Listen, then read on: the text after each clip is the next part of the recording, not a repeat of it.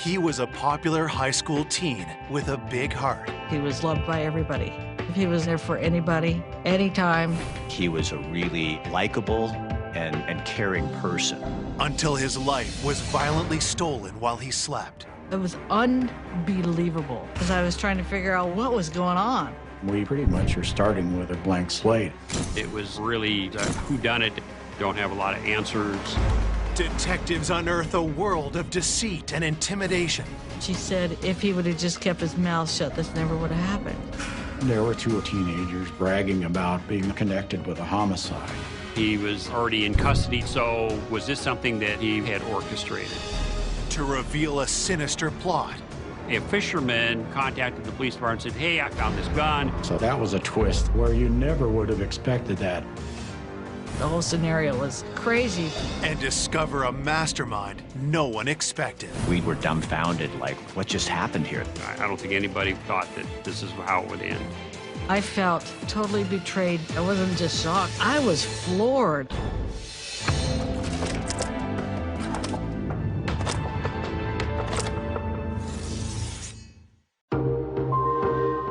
Set against the picturesque backdrop of the Oregon mountains, the small town of Eugene is 100 miles south of Portland. The community's nice. It's a good place to raise a family. It's a college community. The University of Oregon is there. It's a beautiful area of the Pacific Northwest. Eugene's a small town, relatively. We're like the second or third largest city in Oregon, but that's still about 200,000 people. It's a quiet place. In the early morning hours on Monday, October 3rd, 1994, the serenity of this close-knit community is shattered.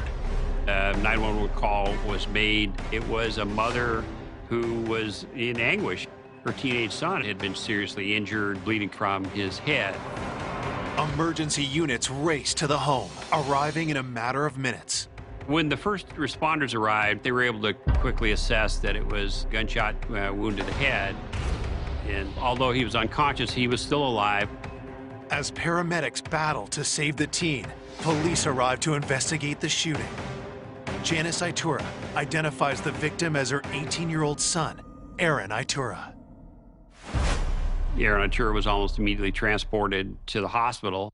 As detectives get to work, they need to determine who would shoot a teenage boy and why. In short order, we're preserving the scene, beginning to document it with photographs, and start gathering information. His bedroom had been partitioned off inside the attached garage of the residence. He had furnished it or decorated it as, a typical teen male would. He had been in bed asleep with a girl that he was dating at the time. We knew he had sustained a devastating gunshot wound to the head. The girlfriend who was lying beside him was unharmed. Police ask her to wait with the family while they continue to investigate the crime scene. And a fragment of the bullet was found at the scene. It seemed like the caliber of the gun was a .38 caliber. The weapon is nowhere to be found, and there's no sign of forced entry to the home. Somebody had just opened the garage door. It wasn't locked. There's nothing of value missing. Detectives wonder if the attacker could have a personal motive. If somebody had a gun and they went in there to steal property, but the people woke up and discovered them, you would expect both people to be shot. The fact that one person wasn't shot and the other one was would indicate that there's a motive to single that person out. With the crime scene yielding little information, detectives question those closest to Aaron, his family and girlfriend, who were at the scene of the crime. I mean, it was a really whodunit out of the blue. Don't have a lot of answers. The police department were still trying to figure out what happened and who was involved. The detective questions how Janice came to find Aaron. Aaron had gone to his room, and his girlfriend, Carrie, was spending the night. And then all of a sudden, about 1:30 in the morning, I hear screaming. I went out to the bedroom, and here's Aaron on the bed, and his girlfriend, Carrie's just freaked out. And I looked at Aaron, and he had a big old gash on his head.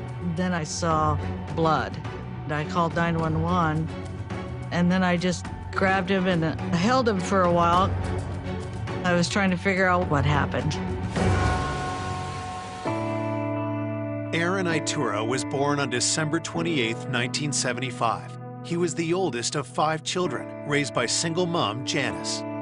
Aaron was a good kid. He was there for anybody, anytime. And he had a lot of responsibilities as far as helping out, because I worked sometimes 2 jobs, and he took care of all of his young siblings. Growing up, Aaron was always tall for his age and came to be known as a gentle giant. People described him a big, lovable teddy bear. He was a really likable and caring person with a mom who was really involved in his life. In his last year of high school, Aaron was popular, well-respected, and easygoing. Well, he liked to draw. He wanted to go to art school in New York, and that was his goal. Recently, Aaron had found love with a local girl named Carrie. She worked at the little neighborhood store, and they had been dating about 4 or 5 months. Aaron took pride in his community and was highly active in the area's anti-gang movement. He had the courage to step up and do what was right. He was just the type of guy that people came to with their problems. He was the protector. He watched out for everybody. Aaron was looking ahead to a bright future. No one can think of anyone who'd want to shoot this young man point blank in his own bed. Investigators turned to Aaron's girlfriend, Carrie, who was lying next to him during the attack. Carrie tells detectives she awoke to the sound of the gunshot, but couldn't see much in the dark. Carrie, the girlfriend, certainly needs to be looked at as a potential suspect because of her proximity at the time the shooting occurs. The police decided to take her down to the police station and to talk to her in a lot more detail about what she knew. While police transfer Carrie to the station, detectives focus on Aaron's family. In the early stages, it's really important to exclude witnesses from being possible suspects. Part of the procedure of the police was to take gunshot residue swabs from the people in the house. I needed to get to the hospital. I needed to see how he was, but we couldn't leave. We had to wait till we were cleared through the gunpowder residue testing. Aaron's mom and siblings test negative for gunshot residue. They immediately race to the hospital. Janice was almost immediately notified by a doctor that her son's brain scans showed that there was no brain activity. The nurse was trying to tell me that, he's not going to make it. Later that morning, the decision is made to take Aaron off life support. I think he just was done fighting. I lost a big chunk of my heart. I just couldn't believe that I'll never see him again. As Aaron's family grieved their devastating loss, at the station, detectives interview Aaron's girlfriend, Carrie. They ask her if she knows of anyone who would want to harm Aaron. She claimed she didn't know why this occurred and who would have a motive to have killed him. When detectives question Carrie about trouble in their relationship, she denies any problems. Maybe she just wasn't being straight or truthful. Right off, you can't rule out the possibility that someone like Carrie may have shot Aaron for some personal motive. Forensics check Carrie's hands and clothing to determine if she fired the weapon that killed Aaron. Gunshot residue wasn't there. Swabs confirmed that she was not involved in a shooting. With Carrie ruled out as the shooter, police ask her if anything unusual happened that night. She tells police about a mysterious phone call Aaron received just hours before the crime. Carrie had mentioned a call had been made to the house. It was some girl, just wanting to know if Aaron was there. And then the caller hung up.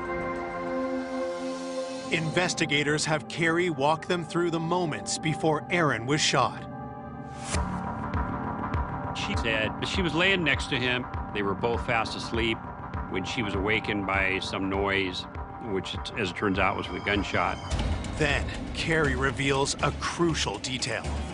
Carrie becomes a key part of the investigation. She mentioned that she had seen who did it.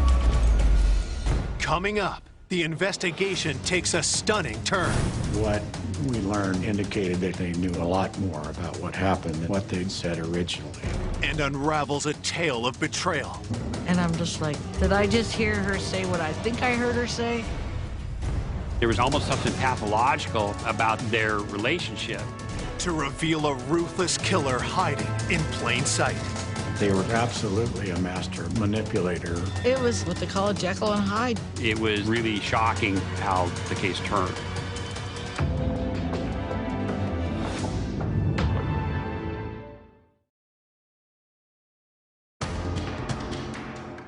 Police are investigating the murder of 18-year-old Aaron Itura, gunned down in his sleep. Aaron's girlfriend, Carrie, is the sole eyewitness to the crime, and police are hoping she can provide them with a lead. The police department are still trying to figure out what is the reason why he would be singled out and killed. Detectives continue to question Carrie about the details surrounding the murder. Carrie provided information to the police that it was two killers.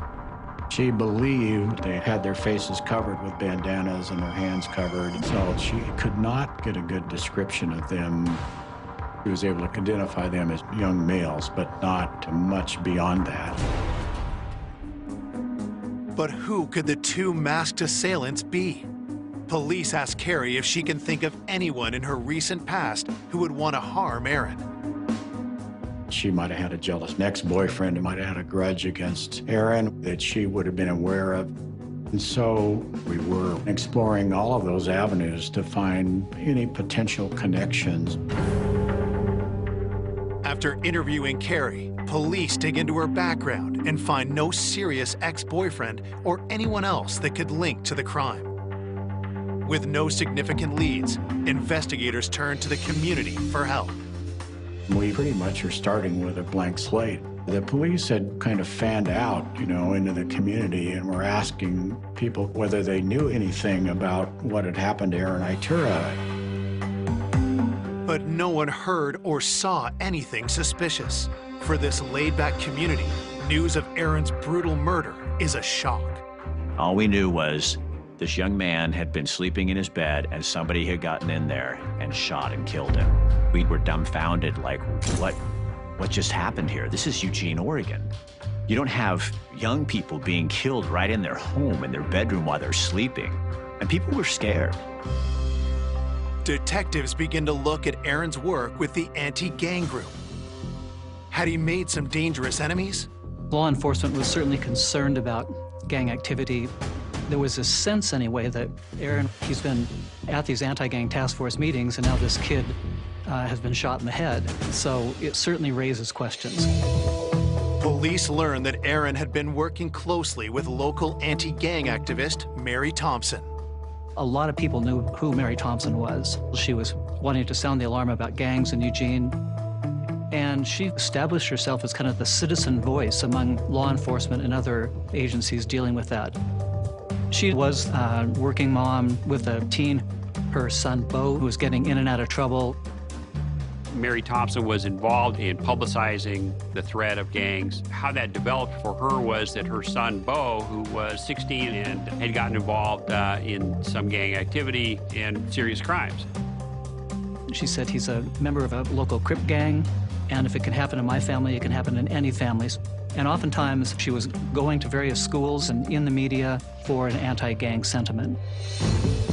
Mary's home was open to troubled teens trying to avoid gang life, but she needed help with her expanding network. Aaron got approached in school about assisting with the community outreach. He took that role seriously. Aaron was very proud.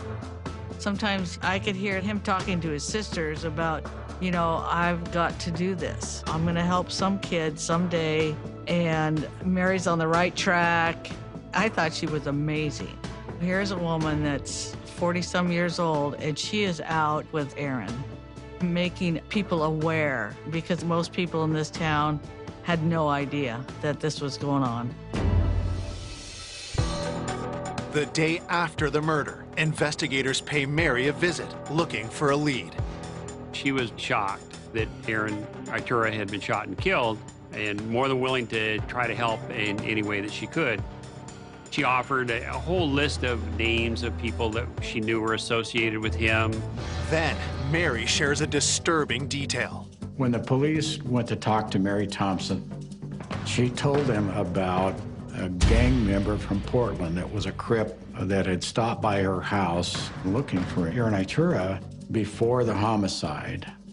And she identified him by the name of Sonny and said what kind of car he was driving. And this gang was dangerous. He wasn't somebody that she previously knew, just that he had showed up and was inquiring about Aaron.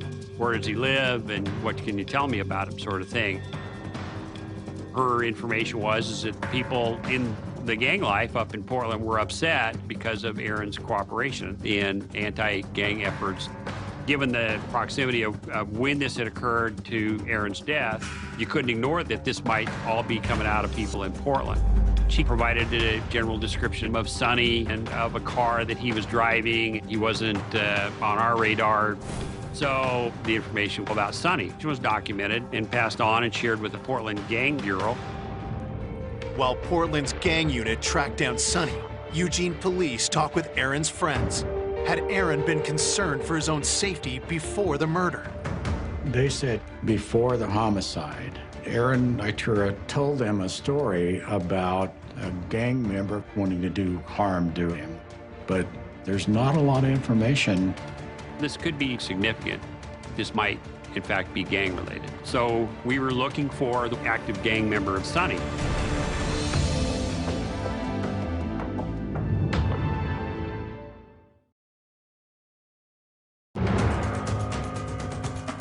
Less than 36 hours after Aaron Itura is found shot in his bed, investigators believe the cold-blooded murder of the teen could be tied to his work in an anti-gang group. According to Aaron's mentor, Mary Thompson, a gang member named Sonny had been looking for him. The result of the inquiry with Portland has come back and they came up blank. They had no information about any Sonny. The car description didn't match anything in their files. So it was a big zero. You know, they were saying we don't have anything. So as a result of that, we were frustrated that we didn't have a suspect. Then, detectives received the autopsy results. Aaron sustained a fatal gunshot wound to the head, and it was a single shot. It was an aim shot with a .38 caliber to the back of the head that would go through the brain, would have almost 100% chance of causing the death of the person that was hit. 48 hours into the case, with few clues to investigate, the pressure on police increases. There's a sense of uncertainty and unease, you know, that can permeate the community if you don't solve this crime, if it remains unsolved. When you're in a small community, you want some answers because somebody out there in the town we live in snuck into the bedroom of this young man and killed him. That's scarier than anything when you don't know any other details. The lack of progress also takes a toll on Aaron's family. There was times that I would have been willing to follow Aaron, but I put my grief on the back burner. Continue taking care of my kids because it's not their fault. But it was so hard with just certain songs, certain times. I just would kind of collapse. It's just kind of what you do. Fortunately, Janice isn't without support. Friends like Aaron's mentor, Mary, help the family get through tough times. Mary Thompson was very sorry. She couldn't understand who would ever do that. We both were grieving. So I got some really nice words from her. I'm in the mindset of, well, we got to catch who did this, who shot him. And she's like agreeing with me, yeah, we need to find out who did this. At the station, police search for new leads and find a report about a recent incident involving Aaron, and are surprised when they come across a familiar name. Mary Thompson's son, whose name was Bo Flynn, was connected to this case. He was 16 years old. Bo had been involved in the juvenile system before for his violence and criminal activity. He was empowered and emboldened by dangerous crime. We learned that Mary asked Aaron to keep an eye out for Bo and try to steer him clear of trouble. The plan was just simply for Aaron to spend time with Bo, be a positive influence. But instead of Bo moving away from trouble, he drags Aaron into it. 3 weeks before the murder, they have a dangerous encounter. Bo and Aaron were in West Eugene and encountered some other youths, and one of them had some prior issue with Bo. Bo suspected that this kid had snitched him off, or they got into an argument or whatever it might be. The confrontation escalated. Bo, who was carrying a knife, produced the knife and ended up cutting the other kid. Patrol officers arrived and they both were arrested. Aaron went to the Lane County Jail. They had to go down and get him. And I was so mad at him that I said, "You're responsible for your actions." But he did know right from wrong. And he was not afraid to stand up for what was right. Then, Aaron makes a risky decision to testify against Bo. Aaron was killed on October 3rd, just 2 days before he was due to give his witness statement. Was this the reason for Aaron's murder?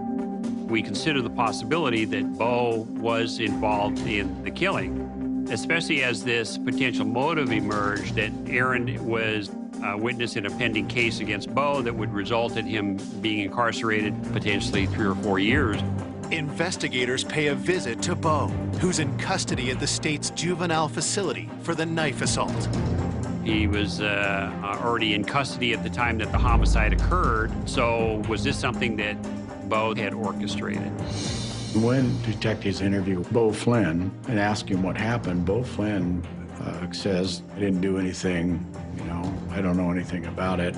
At the time, there wasn't any credible information that developed that suggested that he had orchestrated this crime. The police don't have any evidence that gives Bo's role in the commission of this murder. Having lost Bo as a viable suspect, detectives are at risk of hitting a standstill in the case. But then, Aaron's mom contacts police with a disturbing new lead. I told him that somebody heard a couple of other people at the high school were talking about how they were going to take care of the big guy, and we all knew the big guy was Aaron because he was the biggest kid at Willamette High School. We also were hearing rumors that there were 2 young gang members involved in the community bragging about being connected with a homicide. Police dig deeper into these rumors, turning to Aaron's friends for more details.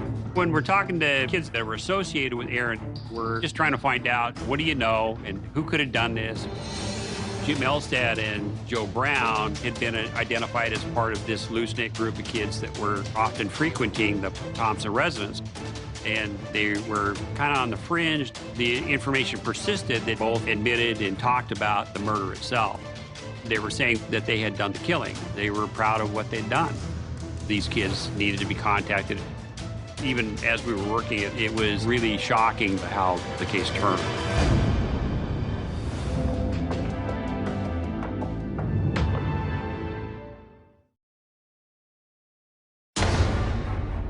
Police investigating the execution-style shooting of 18-year-old Aaron Itura have a new lead. 2 local teens have been bragging about the killing. What the word was on the street was Joseph Brown and James Elstad were the 2 individuals involved in the killing of Aaron Itura. I knew they were friends of Bo's, but these kids were Aaron's friends as well. Jim Elstad grew up with my kids. His little brother was my daughter's best friend. And hearing that he would even be involved was just bizarre, but that's what they were saying. We were told from the circle of kids that were being identified and contacted, said that Jim Elstad and Aaron Itura had been friends at one time, and that most recently, leading up to the homicide, that relationship had soured. So, a source of friction that should be explored and investigated. Joe Brown and Jim Elstad, they didn't appear to have criminal records, so there wasn't a whole lot to go on. Before police can speak to the 2 teens, they get a surprise visit from Mary Thompson. She indicated that she also heard that Joseph Brown and Jim Elstad might have been involved in the homicide. But what Mary reveals next stuns the detective. The homicide happened on October 3rd in the early morning hours, and she tells the police that both Elstad and Brown ended up coming to her house after the homicide and telling her that they had killed Itura. Acknowledged that she hadn't been entirely candid with us from the beginning. Her explanation for that was, well, I just didn't believe them. I just couldn't imagine them doing it. I wasn't seeing anything in their demeanor that suggests that they had done this homicide, and so I didn't volunteer that information up front because I didn't think it was credible at the time. But now Mary believes the two teens could have been telling the truth. Armed with this new information, police bring Jim Elstad and Joe Brown to the station for questioning. When they were interviewed, both of them denied any knowledge of the homicide. Elstad and Brown had agreed to take polygraphs as a way to clear themselves of suspicion. And so they were each polygraphed that same day, and both flunked. Detectives grill the teens for hours, and eventually they break down and confess. Brown and Elstad finally acknowledged that they had been involved and had done the homicide. To understand how Aaron Itura was killed that night, police have Joseph Brown recreate the murder at the crime scene. He had agreed to come back and do what we call a walkthrough, where you're basically doing a videotaped statement and you're describing, and in some instances you might even enact, what occurred. Joe tells police he was the lookout, and Jim Elstad was the one who shot Aaron. But what was their motive?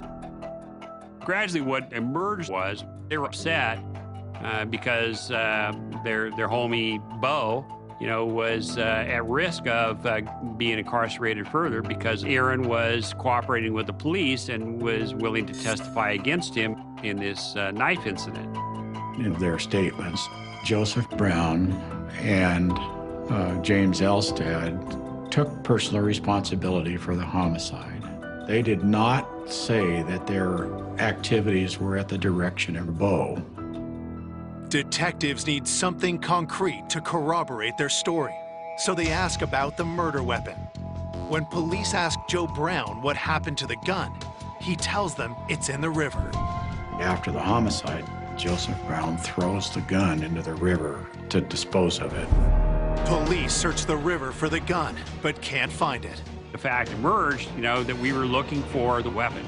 A fisherman contacted the police department and said, hey, I don't know if it's connected or not, but I was fishing that stretch of the river and I found this gun. So a patrol officer is sent out and takes possession of the gun from him and books it into evidence. They then do a ballistic check on the gun and they find out it was consistent with the murder weapon. You have their confession and you've got the murder weapon, so you can corroborate their confession to the point where the conviction of those two people is solid. On October 6, 1994, Jim Elstad and Joe Brown are arrested for the murder of 18-year-old Aaron Itura. It was very hard to find out. Jim Elstad shot Aaron while he was sleeping. It was just unbelievable. After the arrests, Aaron's mentor, Mary Thompson, reaches out to Janice. Mary called me. First it was like, well, we need to get together, maybe have a coffee, and I'll buy you lunch. And then she said, if Aaron would have just kept his mouth shut, this never would have happened. And I'm just like, did I just hear her say what I think I heard her say? At that point, I got real concerned. So I called Detective Rainey and told him what happened. What we learned indicated that Mary knew a lot more about what happened than she had said originally. For police, Mary's alarming statement is one of many things they are now questioning. Initially, it was thought to just be this homicide that had been committed by these two guys, but there was just this overriding perception that she was more involved than she had admitted.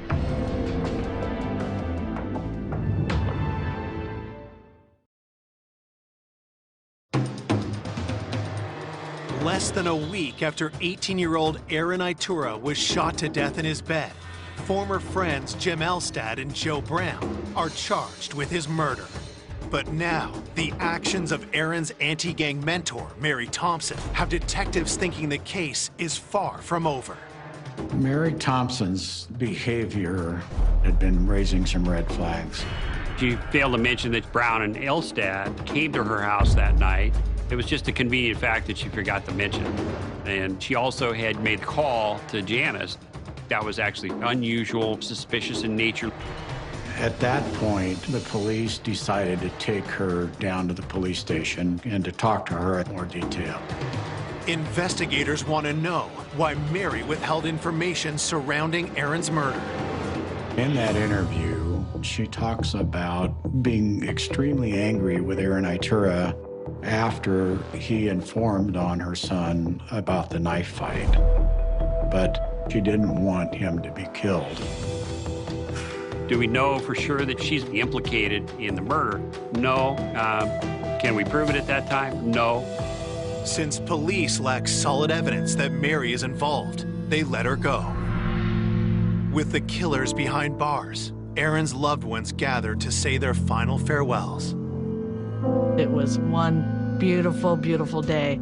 High school kids, teachers, counselors, they all showed up. Mary was there as well. And there was probably 2,000 people. People I didn't even know were there. Aaron was loved by everybody. 5 days after the arrest of Aaron's murderers, police are still troubled by Mary Thompson's unusual behavior, so they dig deeper into her past.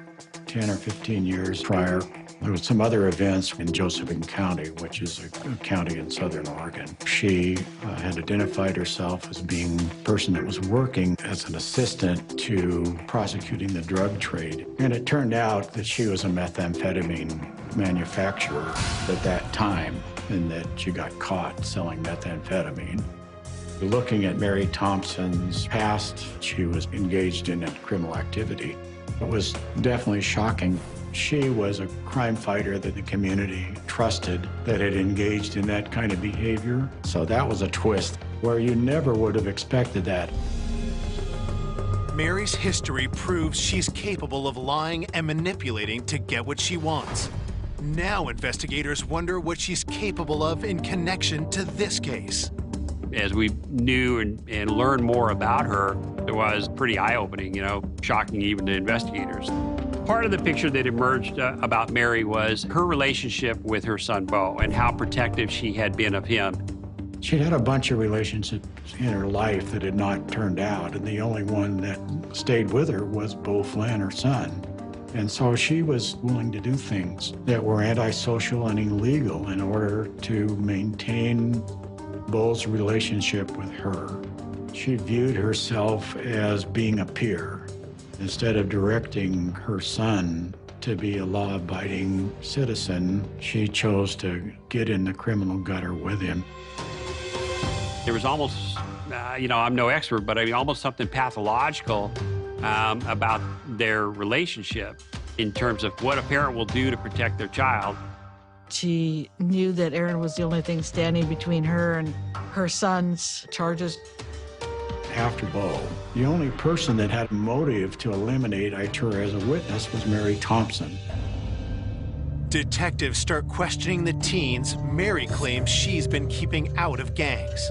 When we're talking to kids that were identified as having frequented the Thompson residence, they weren't involved in school, they didn't have healthy relationships, they were all kind of lacking something in their life and felt that. It seemed that she already had developed the family structure that she was able to manipulate for her own purposes. And she had somehow orchestrated the murder of Aaron Itura. And as a result of that, she began emerging more and more as this prime suspect. But could Mary go so far as to have Aaron killed? To advance this investigation, the idea came up about doing a wiretap to see if something was being said here that could be used to either eliminate Mary from suspicion or would lead to evidence to convict her of murder. On the wiretap, detectives hear Mary's son, Beau, who's on parole, discussing gang activities with other gang members. They called themselves the 74 Hoover Crips.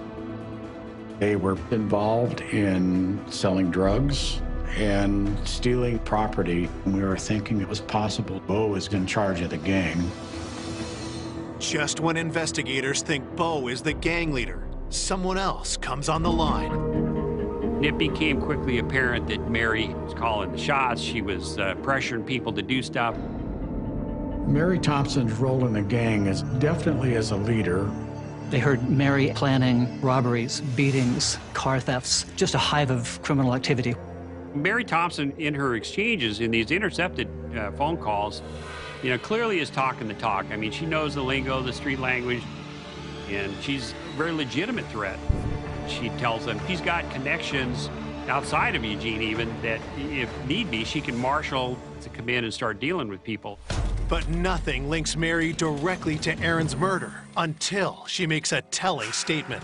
There's a conversation that she has with a gang member, and she says, "Don't worry, I haven't screamed at you, have I? Aaron Itura got screamed at before he got whacked. He knew how I felt." So she essentially admits to the gang killing Itura. It ripped off the veneer of her being this concerned mom who only immersed herself in this culture out of concern for her son. Facts that were developing were pretty revealing. Though the admission is damning, detectives know they'll need more to secure a conviction. We felt that we needed a direct witness who would tell us about all these conversations that happened up and including the homicide of Aaron Itura. Our tactic was to break the gang, essentially, and to see what we could do about getting them to testify against Mary Thompson.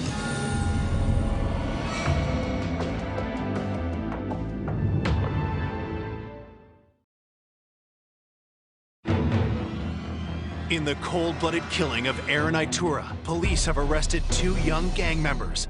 Now, wiretaps have revealed Aaron's anti-gang mentor, Mary Thompson, is actually a ruthless gang leader.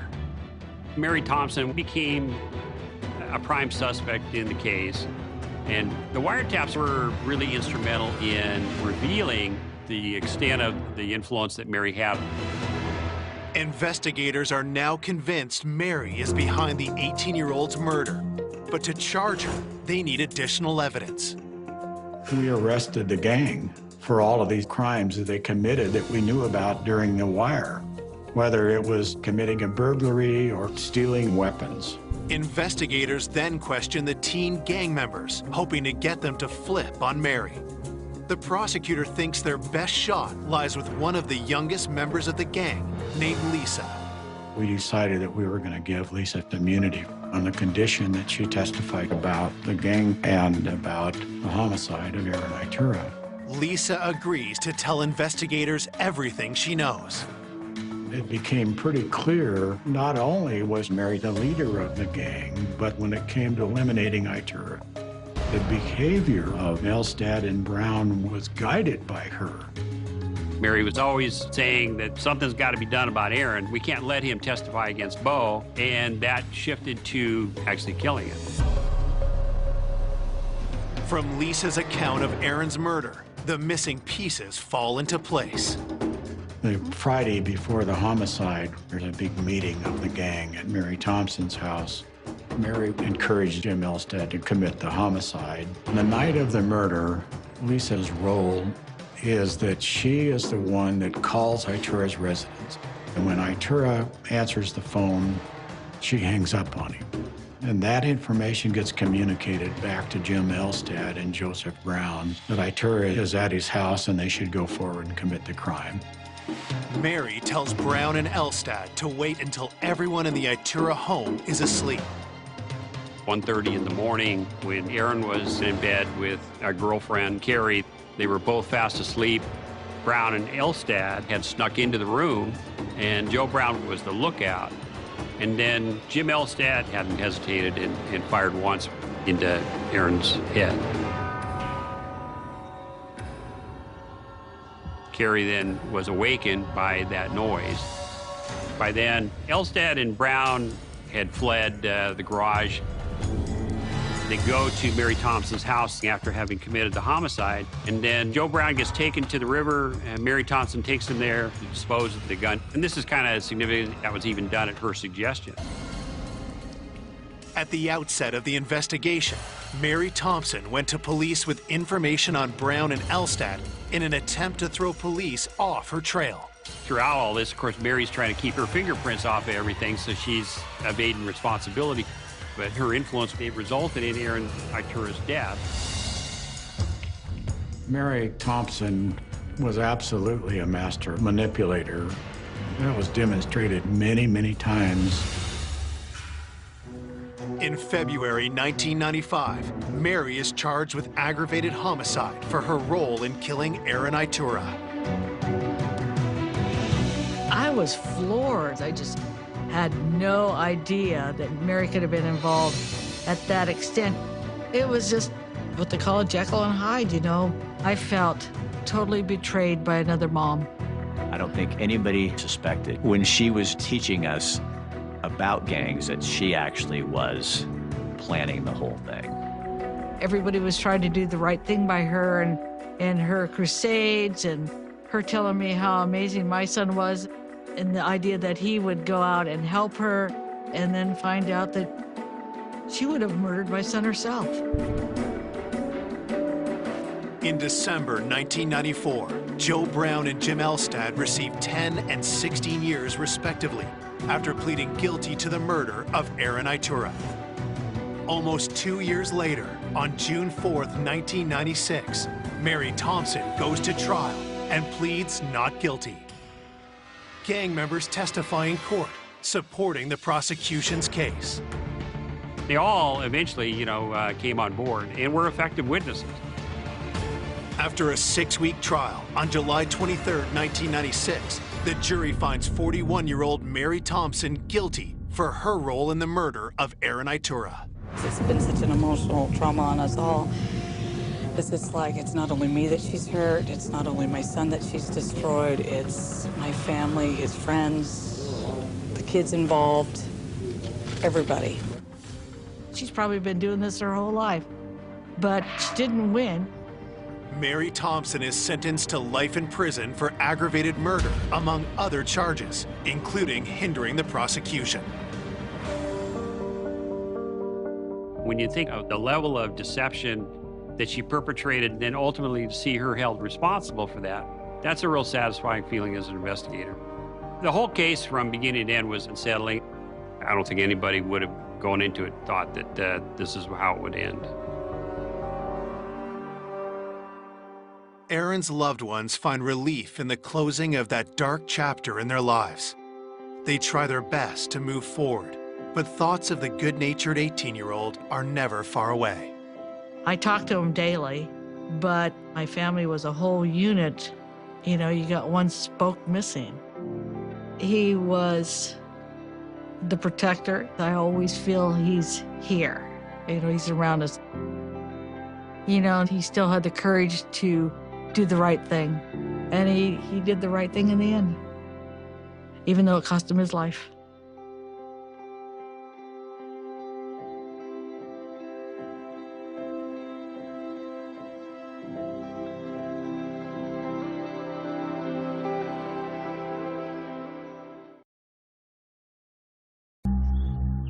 The 999 call was made at 7:44 that evening. All that Mandy Joseph could scream down the phone at that point was, "Help, help." There were sounds of a gunshot and a woman screaming for help, and then the line went dead. There's been a murder. I said, well, what do you mean there's been a murder? He said, yeah, they found 2 women murdered up by the garage. It's got to be them. It's something that is totally unbelievable. To kill them both, it was just devastating. And you just could never, ever imagine something like that happening in Oakcliffe. It was vicious in the extreme. When officers reviewed the CCTV, they identified a vehicle that came down the pathway around the time of the murder, and these are the people responsible for the deaths. Oakcliffe, a quintessentially English village situated in the heart of Bedfordshire. best known for being the birthplace of British explorer Arthur Henry Newman. Hopcliffe is a smallish village in mid-Bedfordshire, straddles the A5. It's a quiet village. It's on a route between Dunstable in the south and Milton Keynes in the north.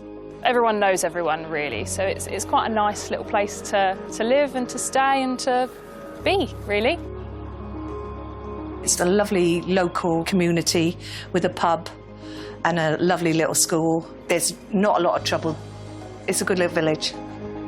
I'd say the community is quite close-knit. A lot of people know a lot of other people, so everyone kind of knows everybody. And central to the community and village life was Iris Jones and her husband. Iris was a much-loved figure in the village, well known in the village. She'd lived here for years and years.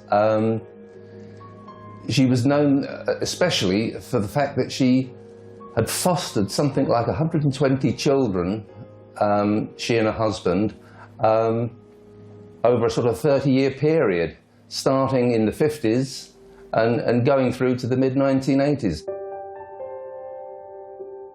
She was a woman who had fostered over 100 children. The local community held her in the highest regard. She literally was an angel walking amongst us. Auntie was, once you got to know her, she had a heart of gold. And she'd do anything for anybody. She was much loved, a caring, compassionate person who opened up her home to countless children, less fortunate. I mean, it become a way of life to her, fostering several children there who we actually grew up with. And as I say, she was, that was her life, kids, really. Iris's husband died in 1993, leaving Iris a widower. She remained close to her children, including her foster daughter, Mandy, whom she relied on. Mandy Jones was fostered by Iris when she was about 4 years old. She's had a proper mother-daughter relationship throughout her whole life. Mandy was 34 years old. She was a carer herself. She worked in the care industry. Her whole life was about caring for others. And when Iris's husband died, she moved back in with her foster mother to care for her in her declining health. She was a caring girl. There was nothing she wouldn't do for you. Iris walked with the aid of a frame and walking stick. She had heart problems, she had diabetes, and she had failing eyesight. In later years, as Iris's health declined, Mandy took a much more active role in the care of her foster mother, looking after her, caring for, making sure she had everything she needed.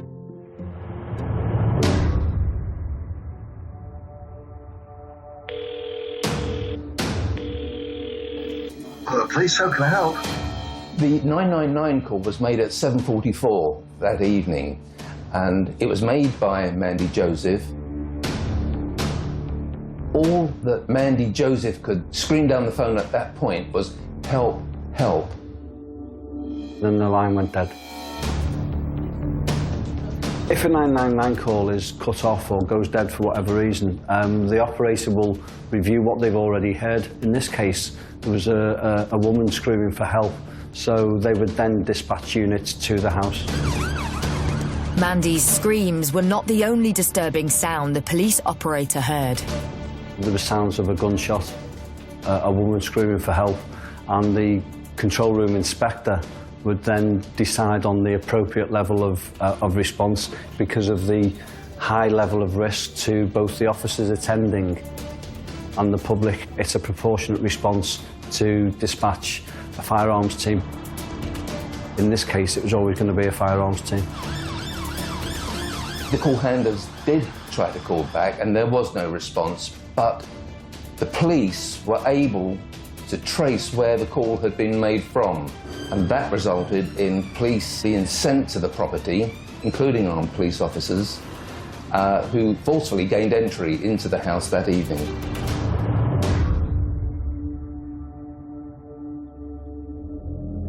The house where the shooting had taken place was up a gravel drive and situated behind a garage forecourt. There's a petrol station, and by the side of it there was a track that led down to this detached house. Upon arrival, the armed officers were met with a gruesome sight. They found Iris, she was lying by the sink. A further search of the house located Mandy in the lounge.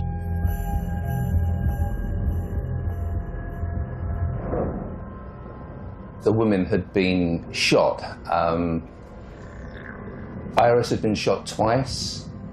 Mandy had been shot 4 times. Shotgun cartridges were found at the house. So it was clear to the police officers that it was a shotgun killing of both women. Immediately, police get to work preserving the scene. Once the scene's been cordoned off, we'll be thinking about fast-track actions. What is it that we can do now to move the investigation on?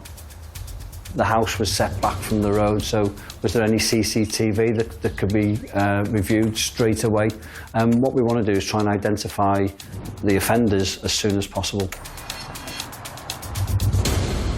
We were sitting here watching telly, and all we could hear was sirens and a lot of commotion. And I went out and I could see the helicopter flying over Auntie's house. And I come in and I said, "There's something up," to the wife. And at the time we had a phone, and I rang up my father and I said, "There's something going on up Auntie's house." And then my father rang me and said, "There's been a murder."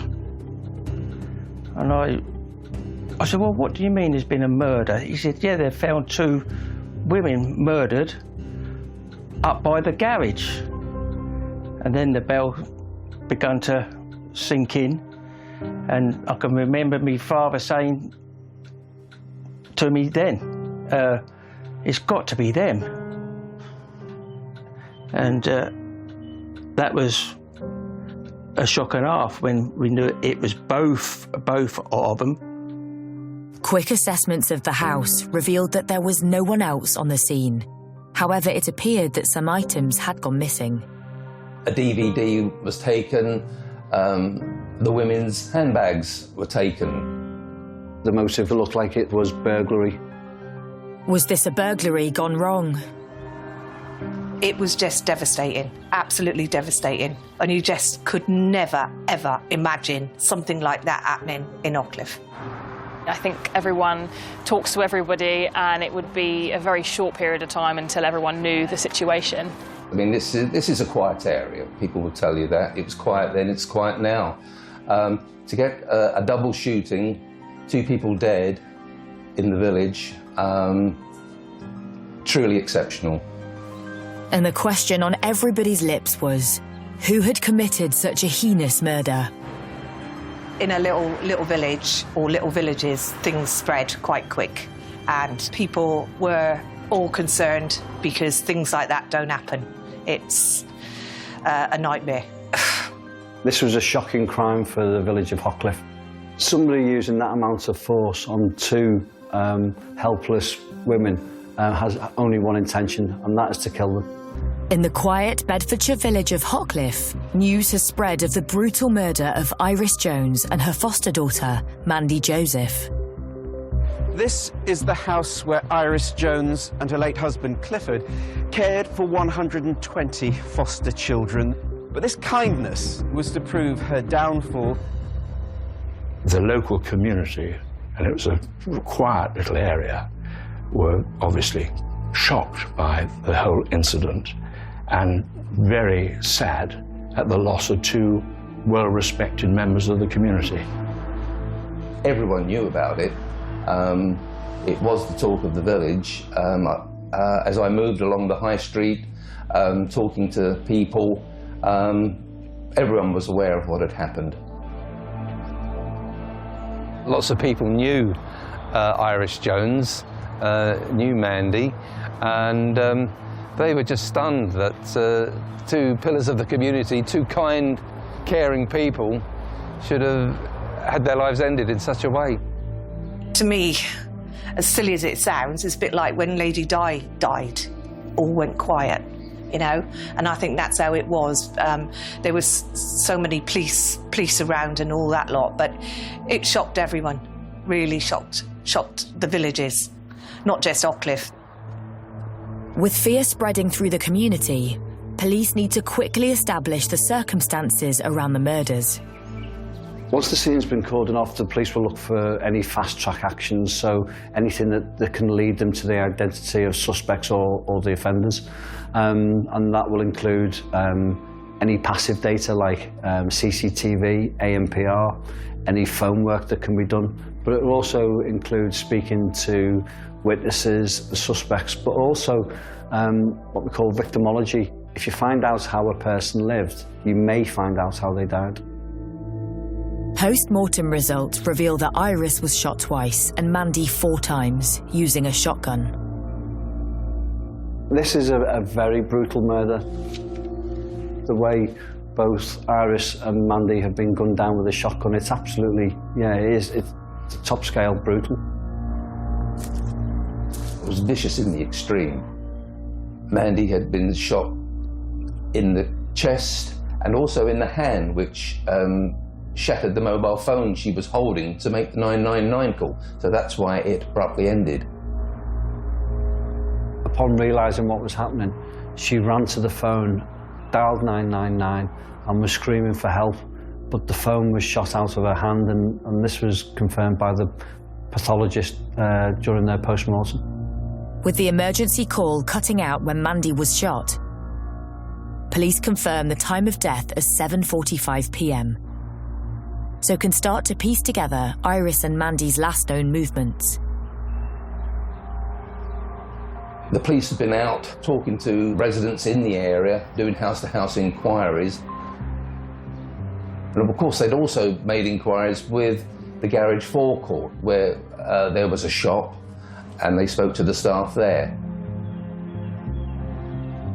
Mandy had finished her shift at the care home in Luton where she worked and had arrived home, but first she called at the garage forecourt and went into the shop to buy some items, firelighters, because I think the plan was to have a log fire that evening. So she brought firelighters, she brought some cigarettes, said hello to the staff before going back up to the house. And inquiries at the garage give police their first breakthrough. That garage forecourt was subject to CCTV, which was handed over to the police. The thing with this investigation is we can time the 999 call. So one of the fast-track actions would be to review any CCTV in the area around that time. And an obvious one was the garage forecourt, because you had to drive past that or through it to get to Iris's house. When officers reviewed the CCTV, they identified a vehicle that came down the pathway and back out onto the A6 around the time of the murder. And one sees this people carrier moving in the distance, moving past the garage along the track. And it was at a time which was about 10 minutes after a 999 call had been made from the house. And that's what led the police to go to find and identify who was driving the vehicle and so on. Once we have the registration number of the vehicle, it was flagged on the police national computer to be stopped and checked and reported back to Bedfordshire. Because they may be witnesses to the offence, they also may be the offenders. So it's imperative that we find them as soon as possible because we can put them in the area of the murder at the time it happened.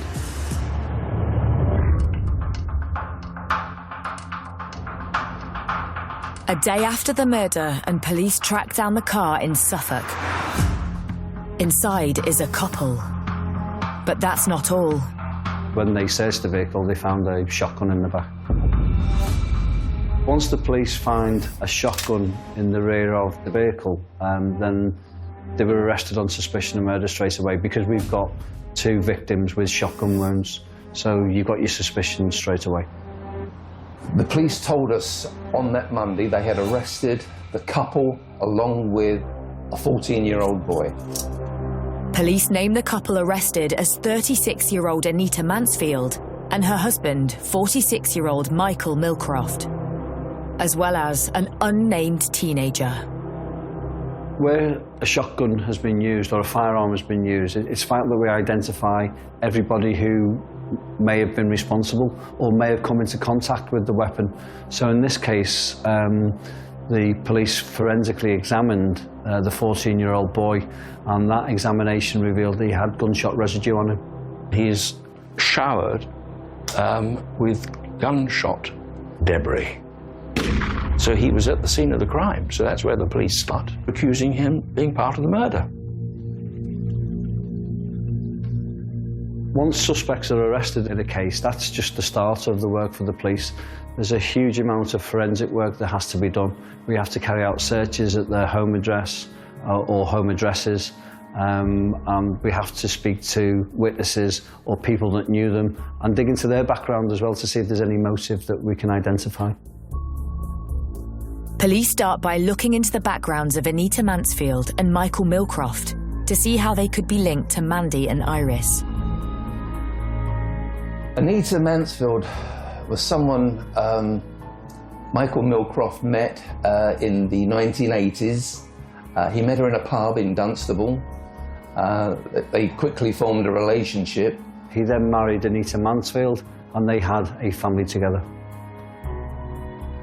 We do know that he may have worked as a potman helper in a local pub in Leighton Buzzard at one stage, but to all intents and purposes he was unemployed. He was a carer for Anita. She didn't work. She had health issues to the extent that she told people she couldn't work. A lot of people, a lot of her neighbours thought this was a bit of a sham and that she was using her poor health as a meal ticket, was the way it was described. She was claiming benefits, but always had delusions of grandeur. She craved a more affluent lifestyle. Information found at the couple's home at the time of the arrest reveals they were on the verge of moving. Milcroft and Mansfield had set their hearts on buying a large country house in Suffolk. Really, they wanted to put their lives on a sound financial footing. They'd lived a nomadic life of living a very much a hand-to-mouth existence. They wanted to buy a big house for the family. They'd found a house to move to, the dream home, which I think was one of the most expensive properties in the area. They wanted to go to that home with its swimming pool and so on. And so the house near Beccles, that became the house of their dreams, and it was on the market, I think, for £740,000. The purchase should have gone through in the December of 2004, but again, Milcroft and Mansfield weren't ready. They hadn't got the funds, and so a new date was arrived at, which was February 28. Milcroft and Mansfield were pulling the wool over the the seller's eyes in relation to the funding for buying their house. With the couple living on state benefits and with no savings, police are perplexed as to how they can afford such an expensive new home. But it's not long before officers discover something of interest. They were renting a property, and searches of that property found documents belonging to Mandy Joseph in the house itself. The documents are revealed to be life insurance policies taken out by Mandy Joseph 18 months earlier. She took out two with different companies. One was Norwich Union and one was Zurich Insurance. Further investigations revealed that in the event of Mandy's death, her beneficiary named in the policies would receive a staggering £800,000. And this beneficiary was named as Anita Oakfield Bennett, also known as Anita Mansfield. Suddenly, police believe they have a motive for murder. For the insurance companies to pay out, Mandy Joseph had to die. Police investigating the murders of Mandy Joseph and Iris Jones have arrested a couple, Anita Mansfield and Michael Milcroft, alongside a 14-year-old boy. A search of the couple's home uncovers life insurance documents in the name of Mandy Joseph, which would pay out £800,000 to Anita Mansfield if she died. Their plan was to get their hands on around £800,000. And unknown to Mandy, Anita Mansfield had taken out life insurance on her life, so that in the event of Mandy's death, the money from two life insurance policies would come to Mansfield and Milcroft. You can't just go out and take an insurance policy on somebody. There has to be a lot of deception involved, and in this case they deceived both Mandy and the insurance company. The couple were extremely cunning all the way through. They built up a picture of Mandy's medical history. They had documents belonging to Mandy they shouldn't have had. They had a mobile phone of Mandy's that was taken from the house. Again, these were all things that could provide them with details of Mandy that would help them in the plan to set up these bogus insurance policies. Police now believe Anita and Michael fraudulently set up the insurance policies to help fund a new lifestyle.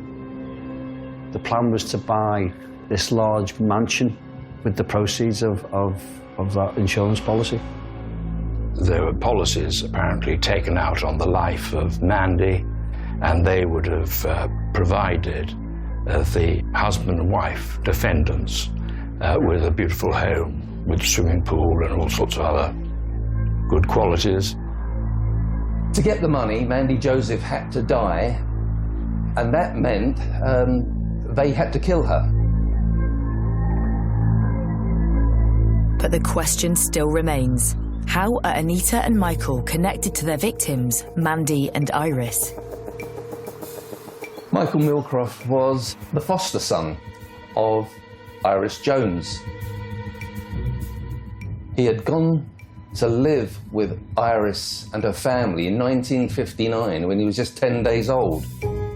And Iris gave a stable home full of love and warmth to lots and lots of children, and Michael Milcroft was one of them. So at the age of 10 days old, he was living with Iris and brought up by Iris and her late husband, and became part of the family. So for his whole life, Iris was his mother. I remember Michael, yeah, he'd be a bit younger than me. He used to play with us as kids. He was part of our family. It was said that Michael regarded Mandy as his younger sister. She looked on him as an older brother. They were brought up together as children. They sat round the dinner table, went on holidays together. At one stage, Michael's girlfriend, Anita, even moved into the home with him. But in 1989, it seems there was a divide in the family. Iris and Mandy, Michael and Anita had all gone on holiday to Mallorca. There was a big row while on holiday, with the result that when everyone returned, Michael and Anita Mansfield moved out. And that really marked a 12-year gap in things, because he stayed away from Iris and Mandy for all that time and didn't come back into their lives until around 2000. When Michael came back, he changed his name. He was always known as Michael Jones. He'd taken Iris's name. But he was now calling himself Michael Milcroft. And he was married to Anita. They'd started a family. And he was unemployed. It's believed that this is the point in which the couple devised their devious plan. For that to happen by a foster brother is just... you wouldn't put that, would you? It's something that is totally unbelievable, to think that money corrupts everything. To kill them both, nightmare. Nightmare. You know, we kept thinking to ourselves, no, it can't be Michael what's done it. With news sinking in that Iris's own foster son could be behind her murder, forensic evidence comes in. We have the forensic evidence, DNA on the triggers of the shotgun, victim's blood on the shotgun, as well as Mansfield's DNA. These are the people responsible for the deaths. Police present all their evidence against Anita Mansfield, Michael Milcroft and the teenager to the Crown Prosecution Service. And they decided to charge them with murder. There were murder counts and also counts of attempting to obtain money by deception. With the three pleading not guilty to murder, preparation begins to build a case for trial. Starting with trying to prove that the couple had taken out the fraudulent insurance policy. Anita did much of the setting up over the phone. She would ring an insurance company, pretended to be Mandy Joseph, and proceeded to give Mandy's medical history, saying what she smoked in a week, what alcohol intake, a general medical history, that sort of thing. These were all details that she had somehow gleaned over the last few years in the build-up to the killings, and it helped her in the pretense that she was Mandy Joseph on the phone. With the policy set up, there was only one thing left to do. Mandy's death was essential for the claim to be made on insurance. It was erasing certainty that Iris would be in the cottage, because at that time she was housebound. So they both had to be killed if they were going to succeed in getting the insurance money. It's hard to believe that anybody thought they could get away with it. I mean, to us, you've got to be a little bit sick in the head to think that you can get away with something like that to start off with. With the trial looming, defence barristers are appointed for the three defendants. I've done many murder trials, either prosecuting or defending. The first I knew about this case was I was instructed in the autumn of 2005, and because the police and the CPS had chosen to charge the boy with being a murderer, he went into custody. So he's remanded in custody, and he goes to a small specialist unit where I visited him. But there was one piece of information which hadn't yet been revealed about the 14-year-old boy. He was their son. And I think potentially the most evil part of the case was that the parents thought they could blame their son and get away with it. In Bedfordshire, Michael Millcroft, Anita Mansfield and their own son have pleaded not guilty to the murder of Iris Jones and her foster daughter, Mandy Joseph. The trial begins at Luton Crown Court.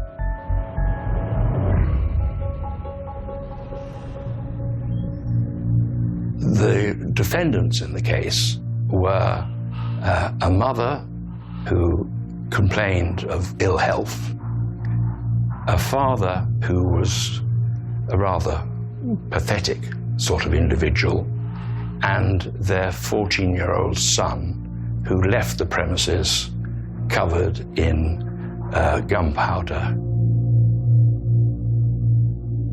What was revealed in court was the lengths that they went to plan this murder. The court hears exactly what unfolded on that fateful day. It was just an ordinary day. It was a Sunday afternoon. It was known that Millcroft and Mansfield were coming to the house that evening, and that's one of the reasons that she called into the shop, because the plan was to have a log fire burning for them when they arrived to make it homely and welcoming. And so Mandy had called into the shop to buy firelighters and to help get the fire going.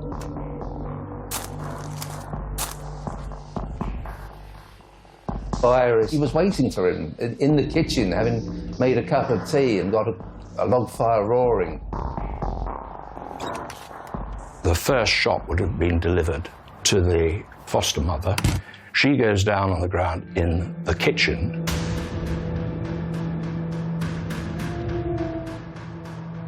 Mandy came into the kitchen, having heard the shot, and received the second barrel.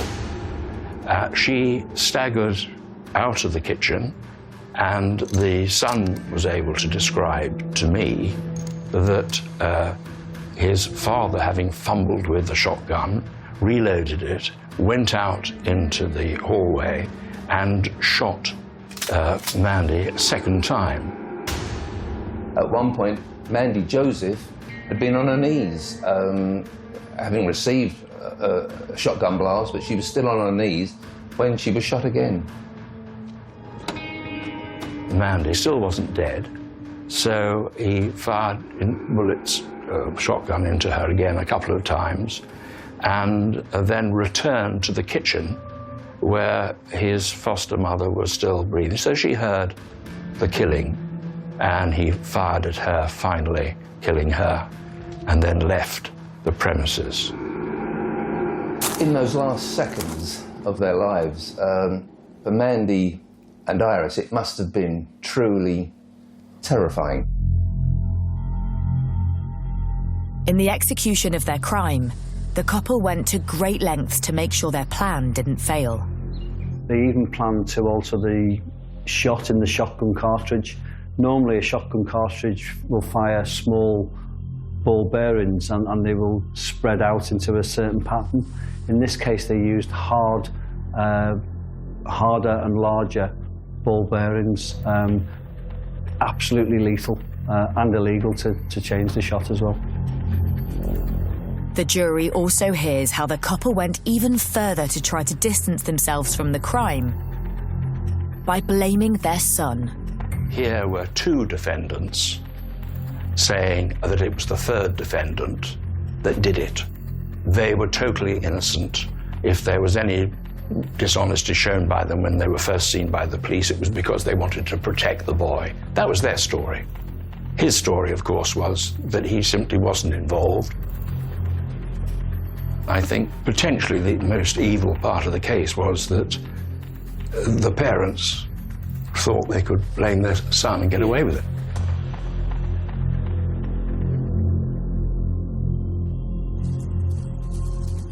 I relied upon the 14-year-old boy, he was then 15 when I represented him, relied on his recollection.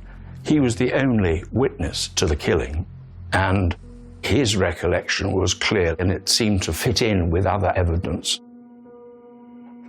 The young boy was able to tell the police that he was aware that Millcroft and Mansfield had been planning the deaths of the women for some time, and that various ways of killing them had been discussed and thought about.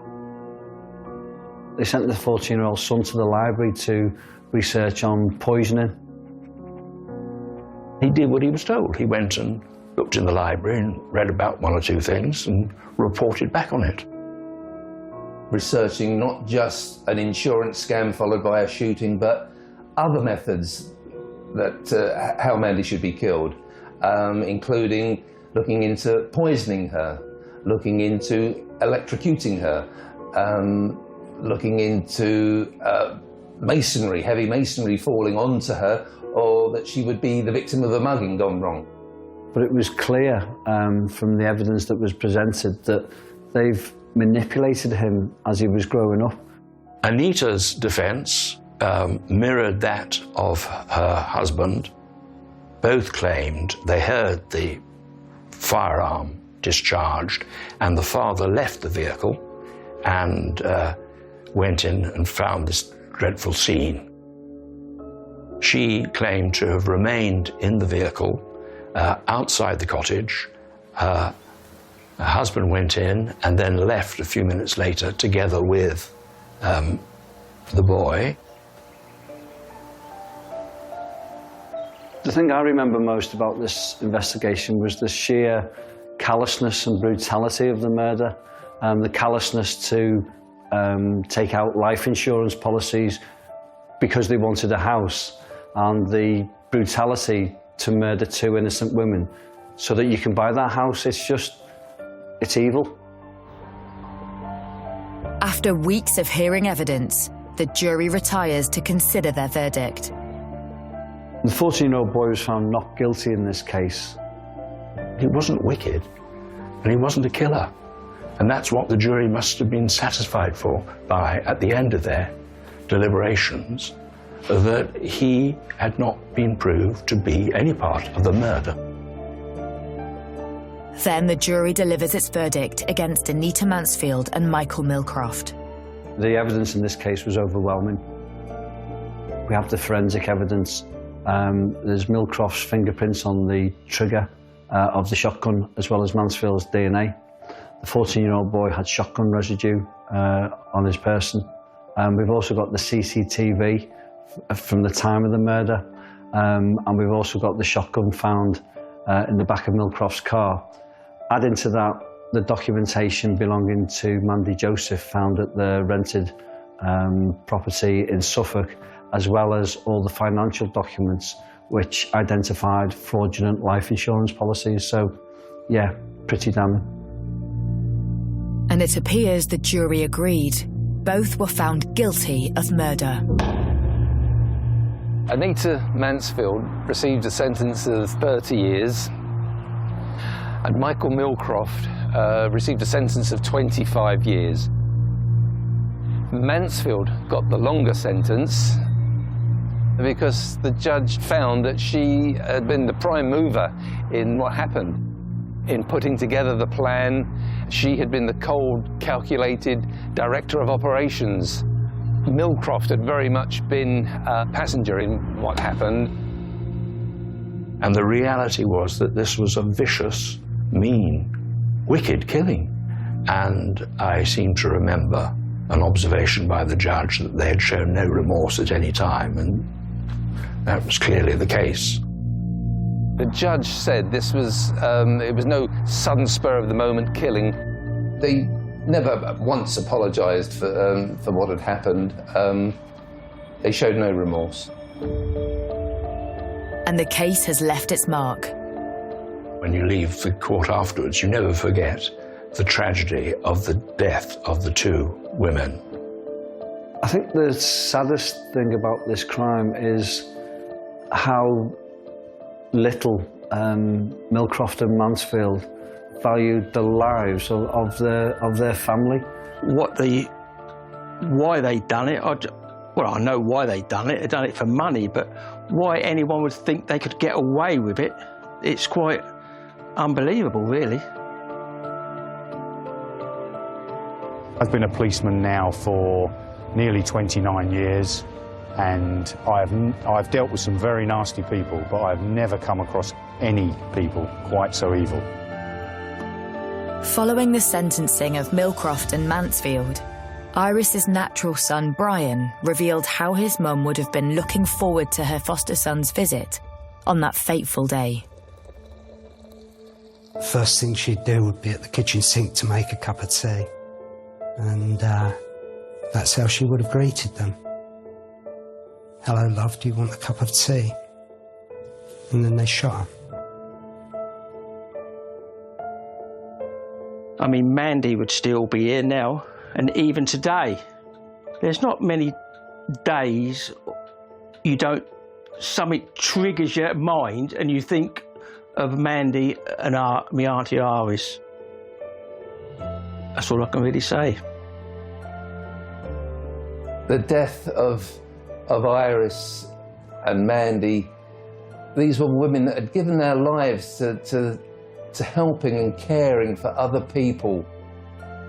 Iris especially, she had taken Michael into her arms when he was just 10 days old.